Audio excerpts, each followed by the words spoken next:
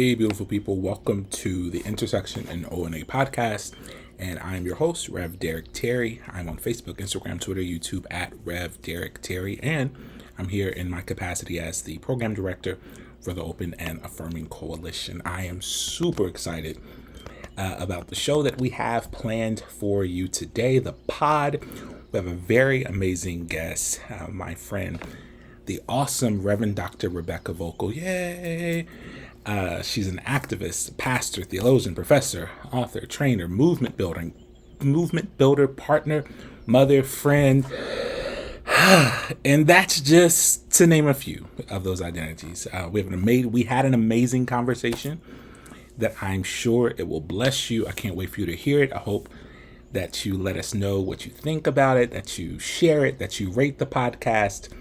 And yeah, thank you for going with us on this journey. But first, we have a couple of church announcements. First, on behalf of the leadership team, the executive director, and the staff of the Open and Affirming Coalition, I would like to extend heartfelt condolences to Reverend Kevin Tyndall. He's one of the co-presidents of the Open and Affirming Coalition, and the passing of his husband, William or Bill Henry Hall IV, a couple of weeks ago. Please visit our Facebook page to see the GoFundMe link that has been organized to bless Reverend Kevin and his family. And please keep them in your prayers. He and Bill were partners and husbands for over 28 years, and so our hearts just go out to him. Also, please visit our website, openandaffirming.com/events, and scroll down to see everything that we have coming up. We have various monthly support groups that we call Holding Space for different groups of clergy, some BIPOC, pastors of ONA churches, regardless of your LGBT status, others for licensed and ordained LGBT clergy. So go see which list or which session identifies with your identities and register. It's free. They've been really helpful to me in my ministry, and I'm there for work, but I get blessed in the process. So please check those out and register. Also, we are counting down to our first in-person national gathering since 2019, September 19th through the 22nd in 2024 at the Summit Hotel in Cincinnati, Ohio, where I am located. Registration launches soon. It starts at $300 and includes most of your meals, so please stay tuned to our newsletter and social medias for the registration link that will drop soon. We also celebrate the recent historic vote of the United Methodist Church, who voted overwhelmingly to lift the ban on LGBTQ plus clergy and allow their ministers to officiate same-gender weddings. This is a historic moment for inclusivity and love within Protestantism. So we at the Open and Affirming Coalition of the UCC, we celebrate the progress for a more inclusive United Methodist Church where all can serve and be celebrated. So kudos to them. Also, May is Mental Health Awareness Month.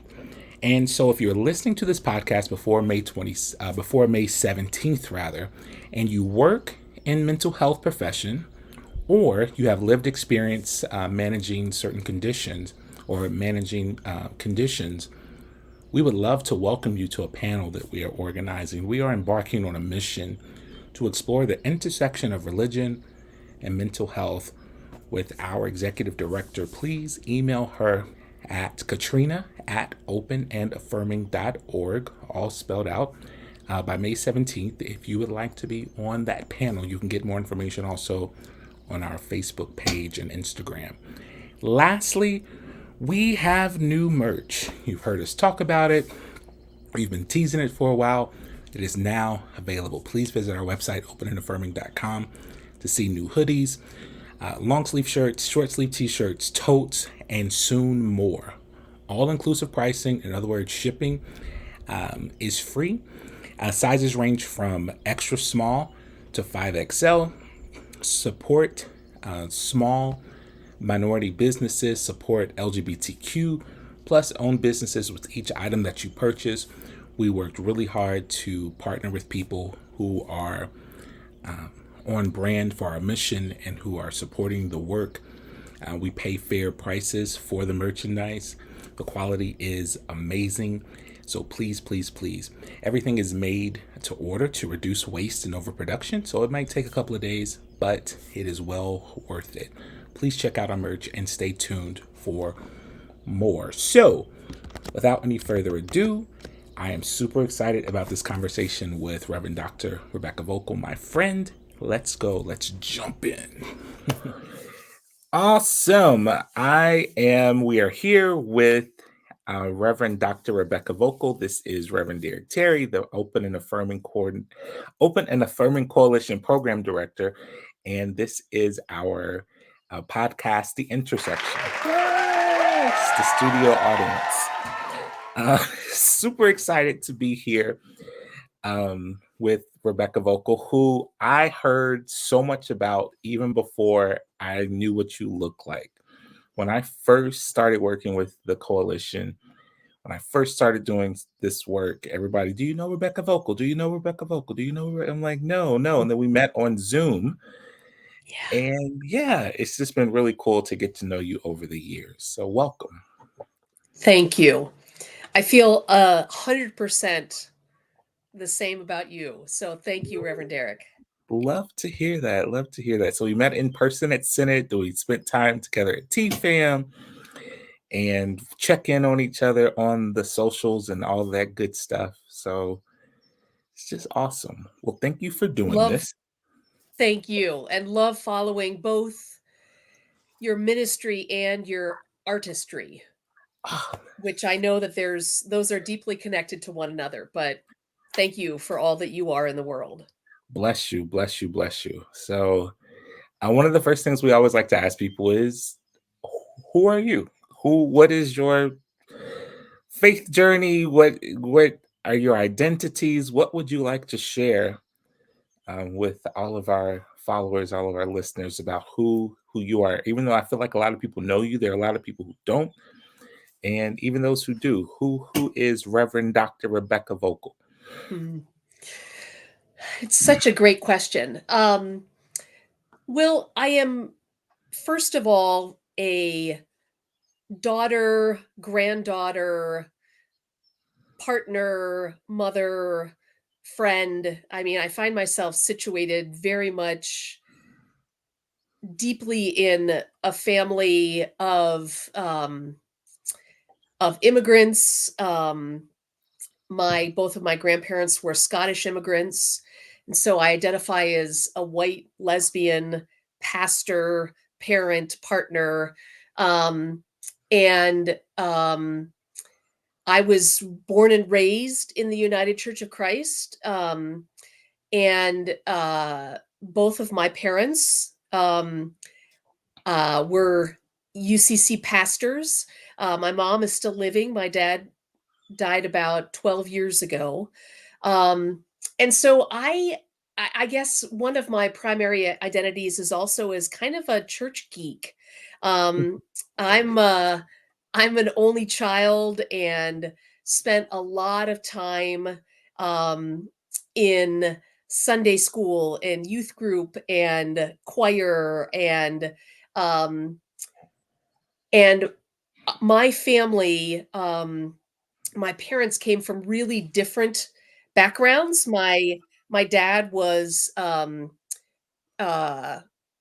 a born the child of a pastor and kind of in that kind of very middle class context. My mom was raised in a very working class immigrant context. And that kind of mixed class upbringing was really important. I was my Grammy's only grandchild, my Scottish immigrant Grammy. So I I was the apple of her eye. She would tell me that a lot. And she took me to Gray Panther protests at the local grocery store that was price gouging seniors. And so I have a lot of fond memories of being raised in a context where protest and public witness around matters of justice were very much seen as an expression of our faith. So that sort of Micah 6:8, like, what does God require of us but to do justice, to love kindness, and walk humbly with our God? That was really a kind of familial uh, mantra, I think, for us. And I was a little tomboy and played a lot of sports. I I didn't know it at the time, but I had a huge crush on Melissa Gilbert as Laura Ingalls Wilder in Little House on the Prairie. Um, and when I was like 14 or 15, Melissa Gilbert played um, Jean Donovan in a made-for-TV movie about these four U.S. church women, Donovan among them, who were raped and killed in El Salvador. And I transferred my love of Melissa Gilbert as Laura Ingalls Wilder to my love of Melissa Gilbert as Jean Donovan, and did just that crush sort of made me want to know everything I could about Jean Donovan, about Archbishop Oscar Romero, and the whole kind of Latin American liberation theology context. Um, and I spent some time in Central America when I was 18, like in my college years. Um, so who I am is sort of, um, I've done a lot of work around my identity as a white person, um, and the role that kind of white supremacy culture has played in my life and the church's life. Um, and there's a way in which coming out as lesbian, um, I sort of realized that my being lesbian was a kind of break with what a good white woman should be.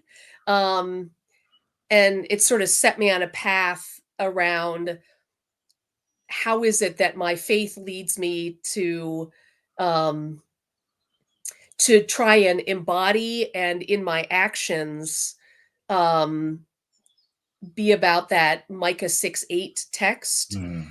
And that often puts me in conflict with white supremacy culture, heteropatriarchy, that the kind of systems of the world are often in conflict with the message of the gospel. Yeah, so that's a little bit about my church nerd ness that yeah. I love that. So many people that we've had on. You're also our first repeat guest, even though you were the last time you were on with a panel. So, but you're the first person to be repeat. So, just throwing that tidbit out there. Mhm. But most of the people that we've had on have had to came from backgrounds where their queerness or their non-heteronormativity was a struggle for them because of where they came from. And our last guest, Darren, who's a trans UCC chaplain in Tennessee, said that, similarly like you, his parents were, UCC ministers. They met in, I think, divinity school, and they were so like affirming of his identity, and he struggled with that because he was like, they were like, no, be whoever you want to be. And Darren said that, oh my goodness, I don't know, don't know what that looks like. And so just hearing about your parents, was that any struggle for you when you claimed the lesbian identity and knowing yeah, just what did that mean for you? That's a great question. Um, Will my both of my parents, um, like I think I was 3 years old when Bill Johnson, the first openly gay pastor in the UCC, visited our home, and Jan Griesinger, who was, one of the national coordinators for the coalition back in the day, uh, was a good friend, particularly of my mom's, but of both of my parents. Um, and my mom was in the early 1980s, performing gay weddings in, bars with the disco ball. And um, so I have to say that I anticipated that it would be fairly easy to come out to them. And but I was still super nervous. I don't know if people know about the Enneagram, but I'm a 2 on the Enneagram, which means um I like to please people. And so I do feel like it's evidence of the humor of the Holy Spirit that I am both lesbian and a people pleaser, because those two things do not go together very often. Um, and my dad was fairly nonplussed by the whole thing and sort of went on his way. My mom, it was mostly about, she's an only child and I'm an only child, and her biggest concern was, are you going to have kids? Because I really want grandchildren. But she was also a little freaked out. Um, but it wasn't a long. We ended up having one of those kind of knockdown, drag out fights, not physically violent, but sort of yelling at each other, and then there was this moment where she sort of asked, why do you talk about sexuality like all the time? And I said, Mom, you're a feminist. And when you talk about feminism, the point of oppression is around gender. And so you talk about, at this point, it was the 1980s. So you talk about women a lot because you are trying to help people understand about the particular point of oppression, that's sexism. And when I talk about sexuality and gender identity, like that's the point of oppression. And so, I'm not like trying to tell you about my sex life. I'm trying to, and it was literally, she just did a 180, and she Mhm. was like, "Oh, I get that." And she has been just a total champ um ever since then. In fact, she was diagnosed with some mild Alzheimer's in January, and as she has in that place where she sort of revisits older memories, in the last few months, she has apologized again for not being able to be, supportive right away.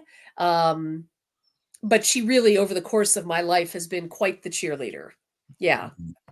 Yeah.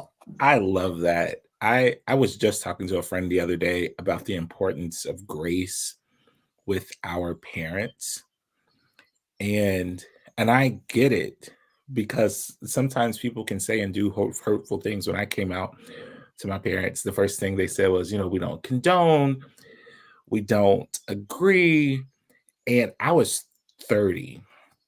So when they said it, I'm living on my own and in another city. There's just all these things. And I'm like, you don't condone, you don't agree. Like, what does that even mean? I felt Mhm. like they were just saying what they thought you were supposed to say if you were a Christian and someone comes out as gay. And then they said, well, we don't understand. We thought your life would be different. And that is what I held on to, was they don't understand. And so then I saw my role was to taking them along the way. Like, I had done the research, I had sat with it, I had prayed, I had cried, I had tried to be straight. Like, I had done all those things for years. They had just gotten this information, even though they probably knew, probably thought, maybe questioned, but hadn't been confirmed. So extending that grace really helped. But I also tell parents you're responsible for what you say because children can't unhear it. You can't unsay it. Right. Um, but I love that. Well, and I really resonate with that. I mean, the I think also like what you're describing, and I had the exact same experience, like my internal coming out process took all kinds of reading and praying and journaling um and I think granting our parents and loved ones some time to kind of do that process, like it definitely, like grace and space and time feels really important, even as I resonate with like, and your kids can't unhear, you know, Mhm. what you say. Yeah. Yeah. Absolutely. So I feel like that's that's so much of the work that I do. Even with people who I would think would be totally cool if their if their children were gay, but I think it's just like you have a plan for your children, like grandkids, right? Right. And what does that mean? That was my aunt. She asked me the last family function. She's like, "So are you really not going to have kids?" And I'm like, "No." And it's also the funny thing that because I'm gay, then the whole idea of you can't have kids, and it's like gay people have kids all the time. Right. Right. It's a choice. I don't know if I want children, and if you don't want them, I don't think you should have them. But Amen. it's a whole other conversation. So, when you jump into your ministry, you what does that look like? How did you know? I mean, both of your parents are ministers. Did you always know you wanted to be a minister, or was that just how did that happen? That's such a great question. Um, well, I actively resisted. I was like, there is no way that this double PK That's how you just know it's like, real. If you run, it's real. that is exactly right. If you, it's right. Um, and so I was a peace and global studies major in college and did a lot of, as I say, like Central American work. And it was um, the time of the first Gulf War was toward the end of my college. Um, so I thought I was going to be sort of like an activist, maybe an attorney, who knew? But I just kept this like having this tap on the shoulder Mhm. that got more and more persistent, and I found myself, all of the activism that I was doing um, was with religiously and spiritually rooted people, um, and I sort of was noticing that the justice movements that were rooted only in anger and deconstructive sort of orientation, people just kind of burned out and they ate each other for breakfast.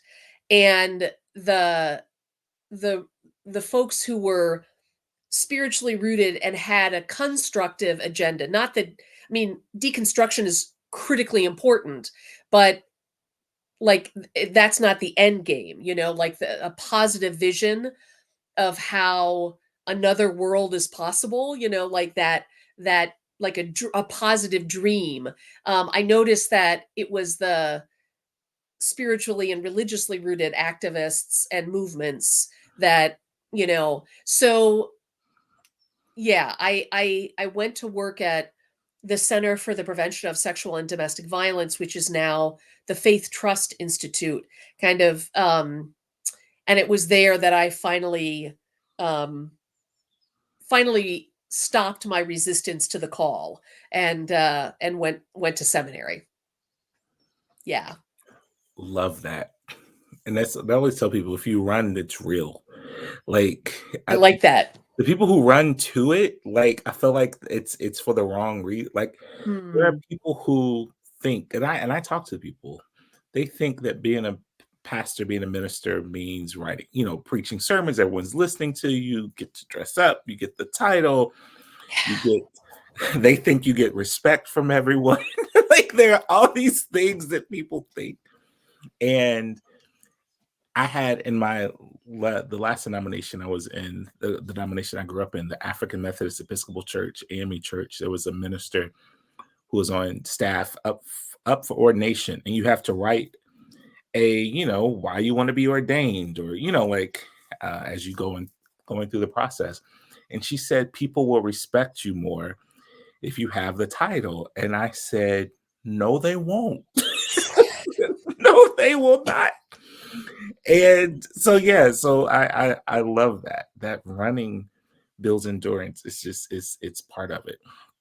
Well, and I think what you're saying too, like biblically, it does seem, that most of the prophets were like, hell no, like get me out of here. I've not, if you run, it's real.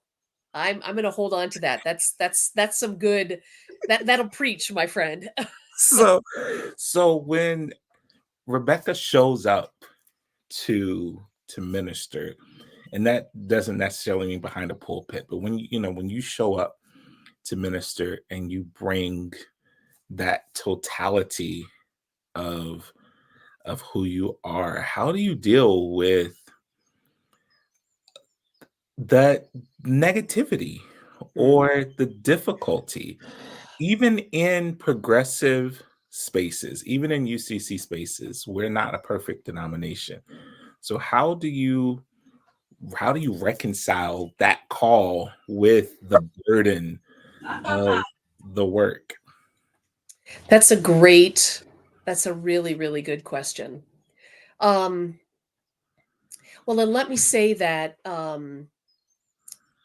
about a little over 8 months ago, my family and I were in a really serious, I was almost killed in a car accident. And so this question of how do um, I've described it as like what debt do I owe Mm, um, for the fact that my life was spared, and folks have challenged me on that, and say like you don't owe a debt, like let's like get a different frame. But I do feel like how do I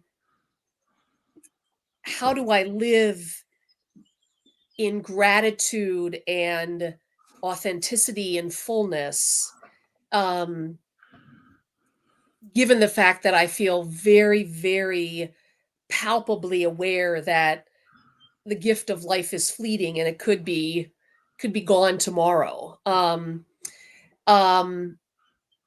and so it's brought up questions of vocation, and it feels, I feel a reaffirmation um, of the call. mm, Um, so that that feels powerful and good. Um, but I also feel I don't know, I feel more aware of my own vulnerability, and um, I feel a heightened sense of humility or right sizing, maybe like mhm, um and my nervous system is a lot more um I don't know, attuned maybe is the word I'm looking for. So I will say that I feel more both affirmed in my call, but I also feel more vulnerable to the sort of slings and arrows, if you will. And I also feel like when the car accident happened, um, honestly, we would not have survived if it weren't for the ways in which our community literally saved our lives, have surrounded us. And so I feel like the other lesson or learning in all of this is um that especially when the slings and arrows come, when the criticism and frankly hatred um, I just was reaffirmed that you can't ever do this alone. And like I literally need my people around me, and that image of like the whole armor of God. Like Mhm. I need people to pray that armor around me. Yeah, and like I don't want to I have had periods of real um genuine and deep despair over the course of my ministry. And it has always been um particularly queer community, religious community, but yeah, it has always been in the midst of being surrounded by people. And I guess the last thing I'll say is one of the things when I um was in El Salvador, we met a comadre, like the mothers of the disappeared, and Mhm. she sort of told her story of losing children to the Civil War, and she also talked about um, that she and other comadres would get together, and they called it desahogarse, which translates as they would cry together so as to undrown themselves. And Wow. that like I just got this image of um the first time that I was with TFAM, the Fellowship of Affirming Ministries, when Bishop's mother was still alive, and she was leading a prayer service, and just the power of I just wept, and the healing that came from undrowning myself in the midst of this powerful prayer service. um yeah, like that sort of the way in which that was is such a balm to my soul. Yeah. I think it's so powerful when you carry identities that come with oppression and hatred. It's there's a gift, there's something that you get that an easier life or existence Mm, or identity doesn't give you, right? so good. And just really quickly, when you were talking, it reminded me of a story. Several years ago, I was in Walmart sending money to a friend, Western Union, right before Mhm. Cash App. And I'm in line and I hear two Walmart workers talk about another worker's granddaughter dying, few months old. She passed. And in that moment, it just broke my heart. I didn't know this girl, but to hear a few, baby just a few months old.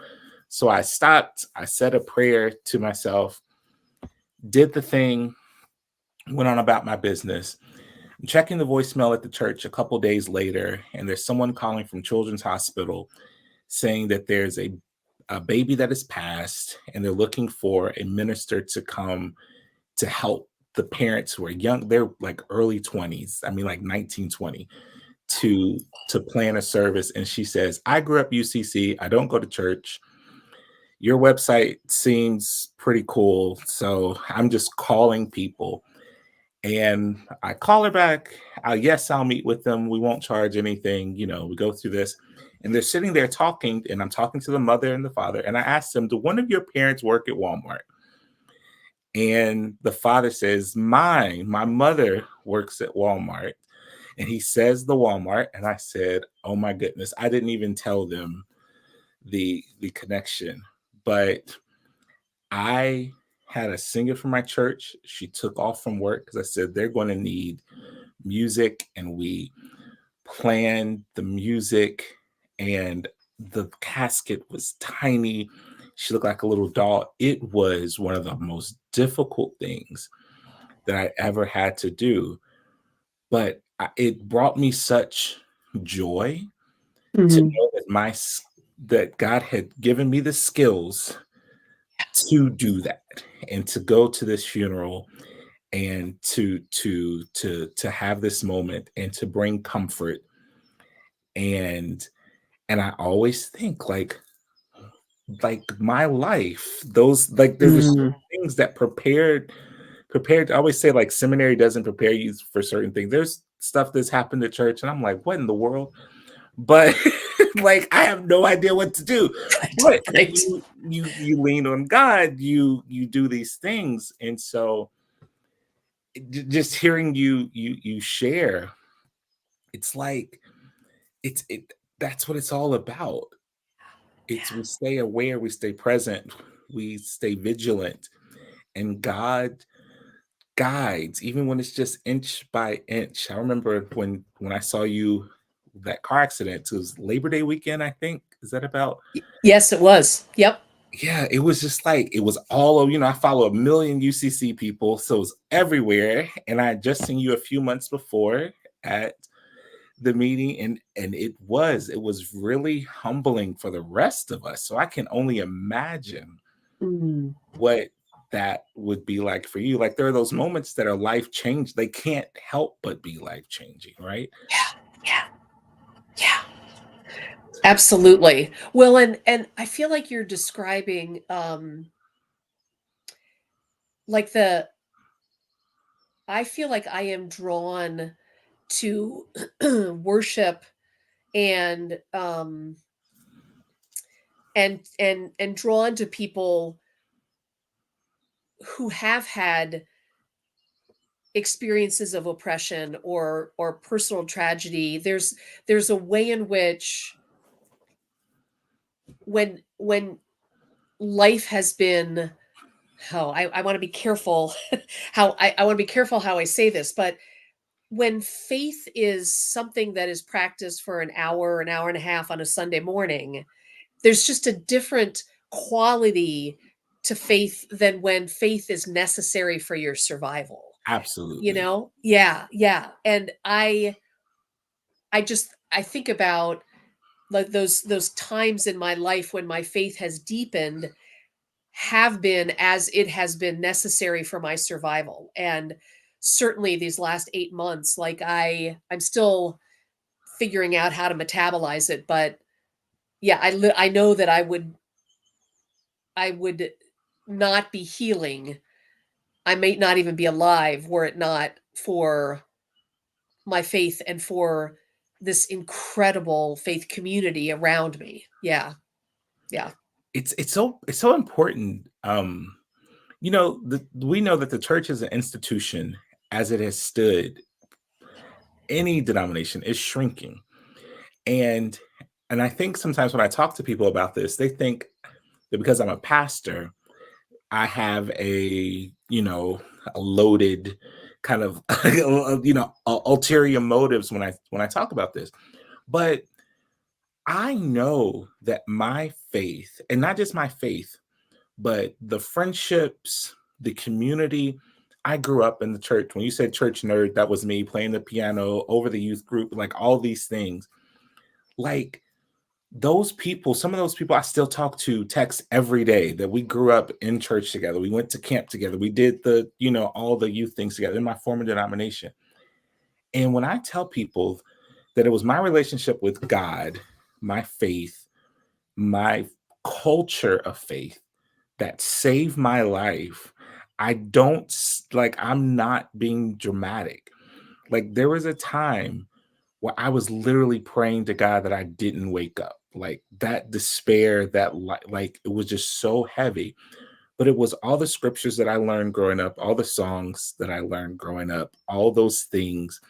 When you talk about faith the size of a mustard seed, hope the size of a mustard seed, just that little bit of something, those scriptures that God would just send into my head, or that song that would just pop up, or my ancestors that would show up, and it pulled me out of dark places to now at almost 40.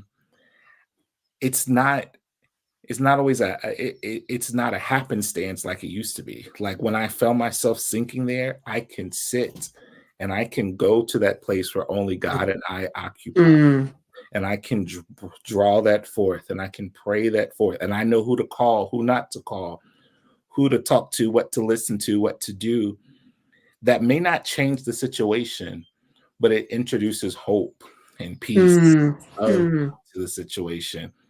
And so that's when I say when I tell people it saves my life, I tell people I don't care if you go to church, but you have to have something that you believe in that's greater than you that pulls you through. That works for me. And you don't have to call it God. You don't have to call it Jesus, but I think we all need something that is stronger, wiser, better than us that pulls us when we can't stand on our own. mm, mm. So, I so resonate with that. And it also feels like, I don't know, two things come to me from what you're saying. One, that part of the way, I don't know, I don't want to get too wonky, but part of the way that like white supremacy culture functions, I think, in our world is this like hyper individualism and like, mm, like this sense that I have to do it by myself and sort of this like meritocracy somehow, like it's like I earned anything that I've done. And that sort of, I don't know, right sizing, like there's a humility and also like a sense of I literally like I am dependent. I am interdependent with the natural world, with my human kin,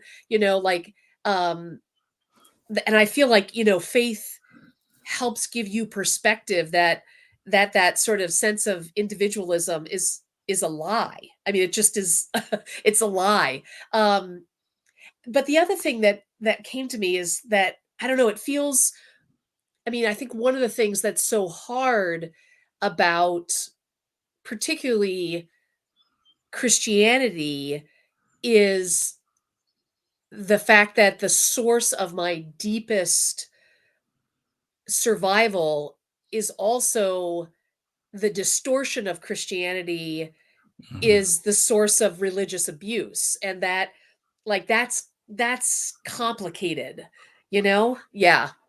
Yeah. Yep. Because as I was talking earlier about those things that I learned growing up in church that really pulled me through some really dark places.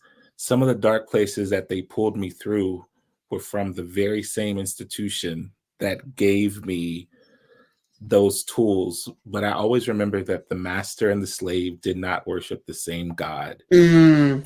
Like that was not the same God. So whenever people come to me with they're anti-church, and I get the church has done a lot. It's as an institution, but I'm always reminding people that that's not the God I serve. That's not the God that I know, and that we all need, require, desire something different from God. And what I had to do was go find my God and put God on that inner altar, and that's where God is allowed, and me and no one else and nothing else.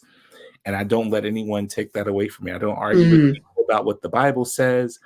I don't argue with people about the validity of my ministry or my call, because God has already put that in me. And I'm like, they'll say, well, the Bible says, and I'm like, oh, absolutely, because it does. That is what the Bible says. But so yeah. I really appreciate that. I also feel like particularly these days, I'm doing a fair amount of work around in predominantly white settler colonizer, churches around reparations work, mostly vis-a-vis African American and indigenous communities. And one of the pieces that we've been doing a lot of is helping white folks recognize how that kind of bad religion, um, and white supremacy is really bad. It's bad for everybody. Right. It's also bad for white people, and that kind of punitive, homophobic, heterosexist, transphobic religion I understand it as a distortion of the gospel, and it's actually really bad for straight cisgender folks too. That that, and how to. I feel really compelled to. How do we help all of us get free from this really bad toxic theology? I love people. I love finding God in people who claim to be not religious, Mhm. because you read W.E.B. Du Bois, who was he said, "I'm not religious. I'm not religious," but some of his writings were prophetic. And James Baldwin, who was a young preacher, some of his writings, and when he talks about moral monsters, I Mhm. when I think of white Christian nationalism, it's like, in order to believe some of the things you believe and do some of the things that you do, you you have to lack apathy. You have to lack, Yes. like you, you can't not care what happens to the environment, to children, to poor people, to the unhoused, if you operate in this way. And he used that term, they become moral monsters. And that's just so heavy. And then I also try to make sure that in whatever privilege I have, that I don't then do the same, um, to protect my own my own perceived status or middle Mm. classness, or you know so yeah, Oh, I that's. I love seeing your Sacred Reckonings work, and I've Mm. loved, when we first met, I went on the website and saw what was happening there, because I pastor a church. It's an old white German ENR church. Mm. Um, that our that it that we're poor. I mean, it's just reality. It's where the church is poor. But we own our land. We've been there since 1876, and that's part of what we're doing. Is, as our neighborhood is now a thriving, uh, entertainment district in our city, and it's no one wanted to live. Not no one wanted to live there, but there were no businesses there 10 years ago. But now, I mean, they have they're really strong pulse on what's happening. We're using our position as an institution. Neighborhoods need institutions. Churches are institutions. We're important. Even though we have no money, we have influence, we have property, and we're using our voice to make sure that the poor people aren't forgotten, that the Black and brown people aren't Mhm. forgotten, that it remains affordable, right? $700,000 for a condo is not affordable. So it's just, so that when I find myself sitting in tables, and I always reference, some of that, some of the work that you all are doing, because it's just really important to, because sometimes churches can be too focused on the bottom line, and too focused on, and it does take money to do ministry. I totally get that. Yep. But we have And exactly. But yeah, yeah. If we get distracted by like what's in the endowment, how much is in the endowment, and don't talk about what the ministry is, we've definitely lost sight. Yeah. and I see so many churches. This is parenthetical. It's not part of the podcast. Um, I see so many churches that have money and no ministry, and we're a church that has so many ministries and passion for the work and no money. But because we have the ministry, and people Mhm. see what we're doing in the community, even though they never step foot in church, they invest, because they're like, I don't want to go to church, but I want your church to exist. I And love that. yeah, it's so important. Um, just a little transition, because I am a news nerd, a news junkie, and the, I feel like exactly. It's like 2024. First of all, it's crazy that it's May. But it just feels like every day. There's just something crazier and crazier. And I'm super scared as it relates to the election this year, because you know it's going to get crazier as we get close to November. All the anti um, LGBT laws. Last year, there were like 408 bills presented for the entire year.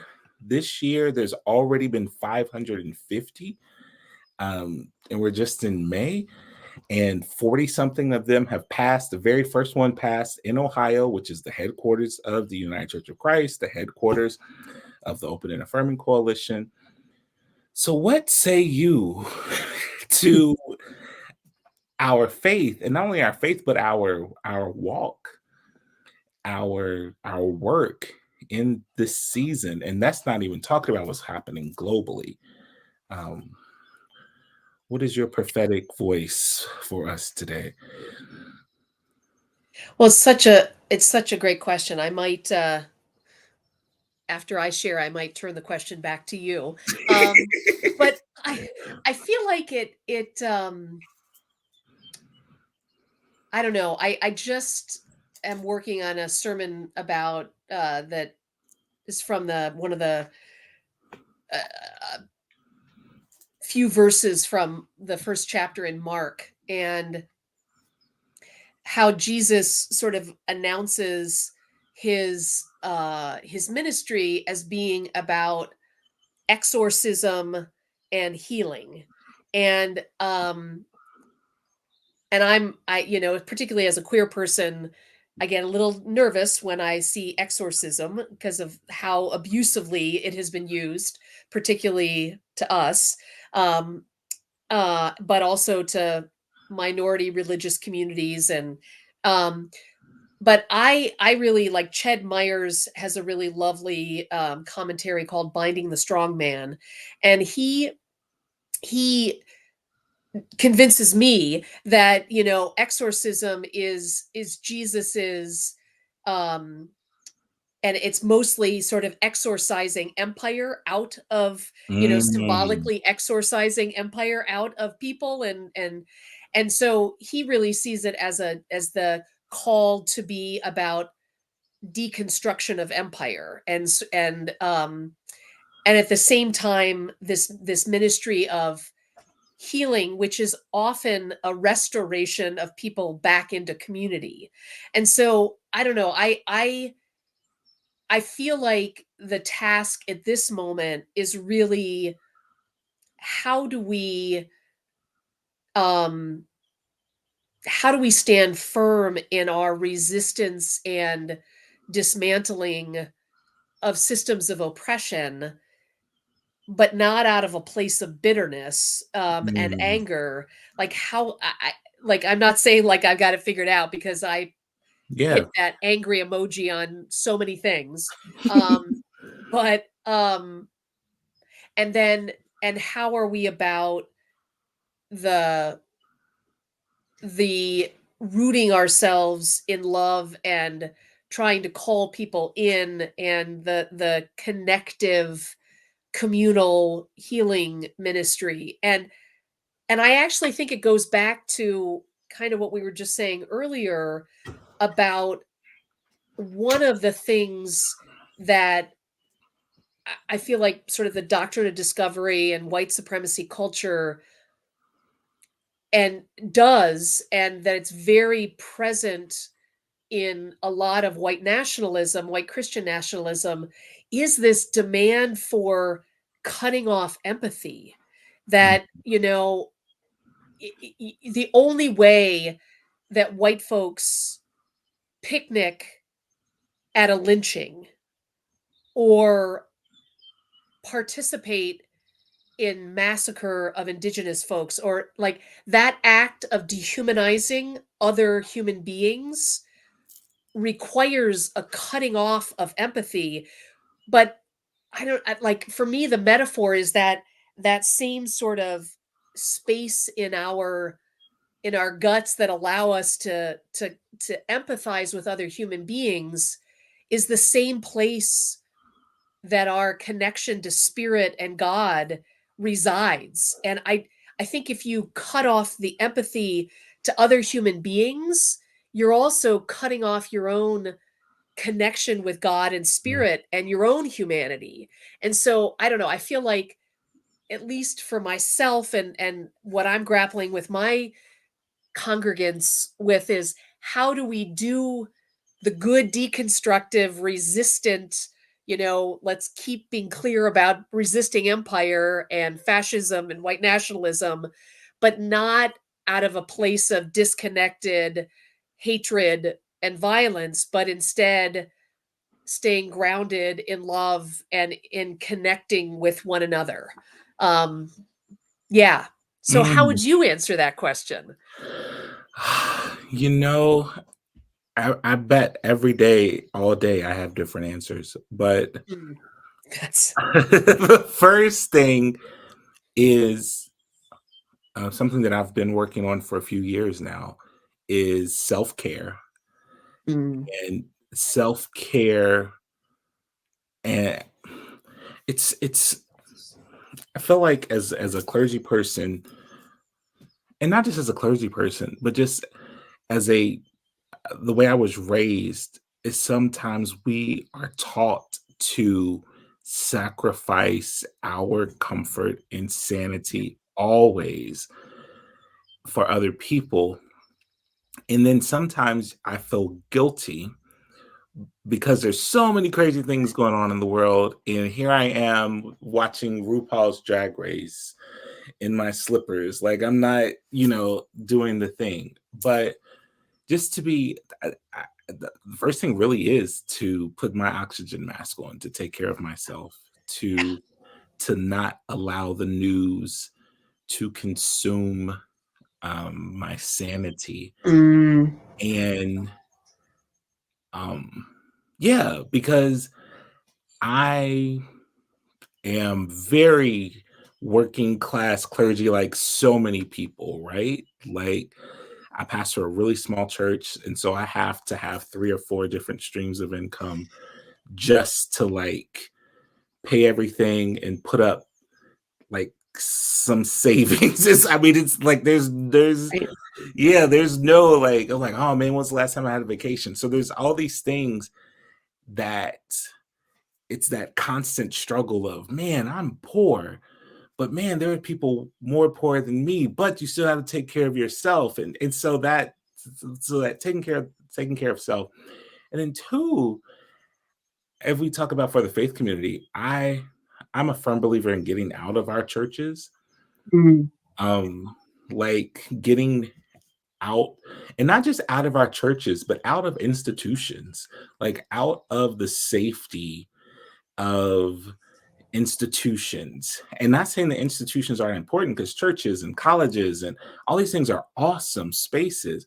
But I think too often we want people to come in instead of us going out and nice. seeing what's happening. So I was talking to a pastor yesterday who's um, literally out at an encampment at a college campus teaching civil disobedience, teaching Mm, nonviolent resistance, teaching and like helping, like, yeah, you have a good intention. Here's how, here's historically how you can do that. Here's what you can read. Um, and so I think that with so much happening, that the church is required to be the old church, which is not meaning, singing the certain hymn at the certain time, and do we have candles or not, or do we have this or not, but it's literally going out with the tabernacle and being among the people nice. and meeting needs, and like actually knowing the needs of your space, of your community. Is a question that if your church closed tomorrow, would the community cry? Would they say, "Oh my goodness, like we've lost a partner in this and this and that, and oh my goodness," like the unhoused would be upset because like what, or would anyone notice? Would nobody notice, right? And so I think that's, but I know it's scary. And I mean, yesterday, I don't know if you saw, there was a guy who walked up into a church and tried to shoot the pastor in the middle of service. And they, of course, we all stream now, so it was caught on video. Thank God the gun jammed. But I think about that as a ONA pastor on Easter. We got all kinds of threats because we were celebrating Trans Day of Visibility. And but then that also goes back to taking care of myself, like making sure I don't go crazy, but constant Yeah. vigilance. And so it's just so get out of the church, take care of yourselves. The third thing I would say is you got to have your people. Going back to what you said Mhm. earlier, like who is your community? Who are your people? Who are the ones, like for me, it's really important to have sanctuary outside of ministry, outside of work, Mm, like love that. people where I get to be Derek, where I don't have to pastor you.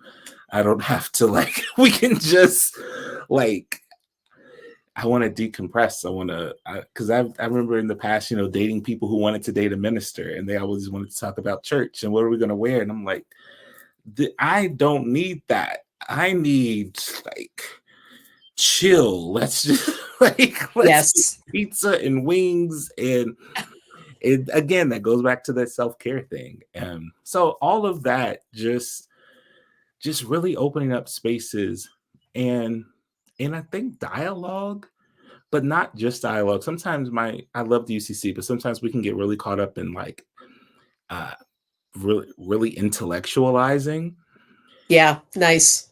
in books, and I'm an avid reader and an avid learner, but there comes a point where you have to like go, like do, like Yes. show up, give, put your money where your mouth is. So, and whatever that looks like in your space, in your culture, in the climate, and in your skill set, like in your comfort level. Um, I love that. I love that. All three of those.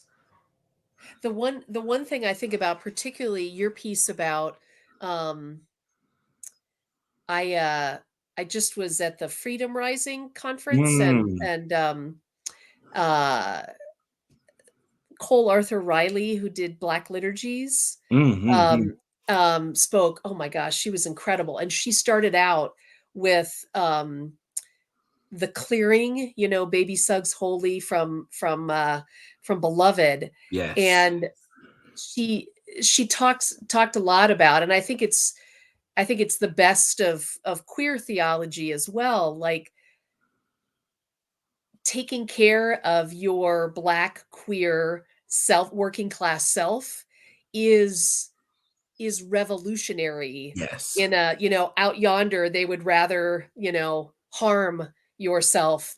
Here we flesh, that sort of caring for and celebrating and healing and nurturing, that feels like revolutionary, and the best of the gospel too. and Yeah. I thought that like that just reminded me of when I was talking about grace for your parents. Like I'm trying to practice better grace for myself. So Nice. I've hit middle age. So I'll be 40 in literally a month from tomorrow. So yes, it's such a blessing. And it took me a while to get there because I'm a gay man. So for a long time, I was like, "Oh my God, I'm so old. I'm so old. I'm so old." But then it's just like my father used to say, "You either getting old or you ain't getting." And so, so I'm like, "Hallelujah, thank you, Jesus."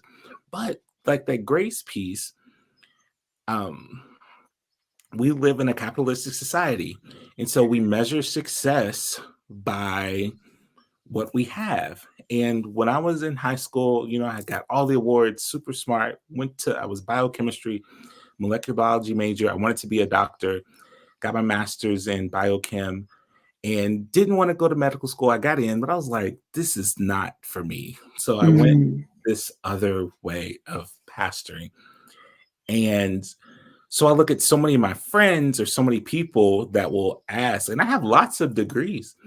Um, but that doesn't always equate to like financial comfort. It's sometimes, and the blessing is I didn't have to take out any loans for them. But I don't make a lot, and so I've beat up on myself like, oh my goodness, you're 40, you should be here, Mm. you should have this, you should do this, you should do that. And that's one of the things that my therapist has been really awesome in helping me to understand, like, this is exactly like the choices that you made. Mm. This is where you are, and you're happy, and you're helping me to, like, used to Yes. sing a song, count your many blessings, name them one by one, like, to stop putting the pressure on myself to gauge success through a Mm. patriarchal, capitalistic lens, where it's like, that's because then that becomes the burden, and then the work that I do then is bad, because I Right. don't have these other things, and how people gauge success. So just offering Mm. Mm. grace to myself, and that goes back to taking care of yourself and finding your people. So I've surrounded myself with people who honor the beauty of the work that God has called me to do, instead of telling me I'm not good enough because I don't make what they make, or what I should, or you're so smart, why are you doing this, or why don't you pastor a church that could pay this, or why don't there's all these things where I genuinely feel like I'm exactly where I'm supposed to be, that I know the voice of God, and when it's time to move, I'll move, but not to give in to that pressure. Amen. Amen. My mom served very small churches, and sometimes she got paid, when she went out to preach for in a, dozen eggs kind of a thing. And she used to say to me that she believed that God never calls us to mock us. And that sort of, I love what you're saying of like, how do I measure my success on how faithful I've been to the call, not necessarily success as the world would measure it, because it feels like those monetary, I don't want to, I don't know, I don't want to make it out to, because I think there can be sort of that um self-sacrificing, I, money is important, as so I don't want to, I get it. um yeah, but so often, like, there's an emptiness to money being the only measure of Right. success. Yeah. Yeah. Absolutely. This is perfect. I could talk to you forever. Me too. So, funny story. I thought we were meeting a week before. And so I'm in the room and I'm waiting. I'm like, hey, are you still able to come? And you're like, oh, it's next week. And I was just so excited to talk to you. I put it on my calendar twice. Oh, I love that. But how can we find you, or where are you now? What are you working on? Where are you working? How do we find Reverend Dr. Rebecca? Oh, that's great. Thank you. If you're interested in the reparations work, the website is sacredreckonings.com.